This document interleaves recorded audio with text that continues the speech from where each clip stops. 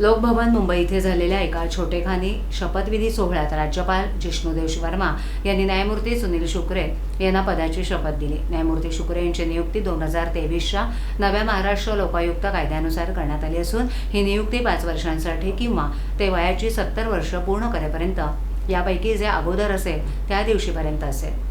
शपथविधी सोहळ्याला मुख्यमंत्री देवेंद्र फडणवीस, उपमुख्यमंत्री एकनाथ शिंदे, उपमुख्यमंत्री सुनेत्रा पवार, विधानसभा अध्यक्ष ॲडव्होकेट राहुल नार्वेकर, विधानसभा सदस्य भास्कर जाधव, मावळते लोकायुक्त न्यायमूर्ती विद्यासागर कानडे, गोवा राज्याचे लोकायुक्त न्यायमूर्ती संदीप शिंदे, राज्याचे मुख्य माहिती आयुक्त राहुल पांडे, महाराष्ट्र लोकायुक्त संस्थेचे अन्य सदस्य तसंच मुख्य सचिव राजेश अग्रवाल उपस्थित होते।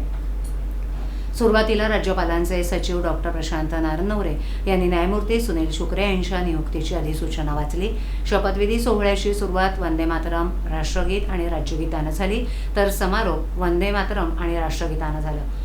न्यायमूर्ती सुनील शुक्रे यांचा जन्म 25 ऑक्टोबर 1961 रोजी झाला असून 1980 साली पुणे विद्यापीठातून त्यांनी पदवी प्राप्त केली।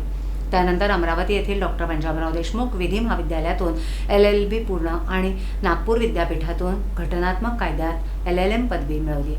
न्यायिक सेवेत त्यांनी विविध महत्त्वाच्या पदांवर काम केलं असून कोल्हापूर येथे प्रधान जिल्हा न्यायाधीश, मुंबई उच्च न्यायालयाच्या नागपूर खंडपीठात रजिस्ट्रार, महाराष्ट्र न्यायिक अकादमी उत्तन इथे सहसंचालक तसंच नागपूर इथे प्रधान जिल्हा न्यायाधीश म्हणून त्यांनी कार्य केले। मार्च 2011 मध्ये त्यांनी मुंबई उच्च न्यायालयाचे रजिस्ट्रार जनरल म्हणून पदभार स्वीकारला आणि 2013 मध्ये त्यांची न्यायाधीश म्हणून पदोन्नती झाली। ऑक्टोबर 2023 मध्ये ते मुंबई उच्च न्यायालयातून सेवानिवृत्त झाले। सेवानिवृत्तीनंतर महाराष्ट्र शासनानं त्यांची महाराष्ट्र राज्य मागासवर्गीय आयोगाचे अध्यक्ष म्हणून नियुक्ती केली।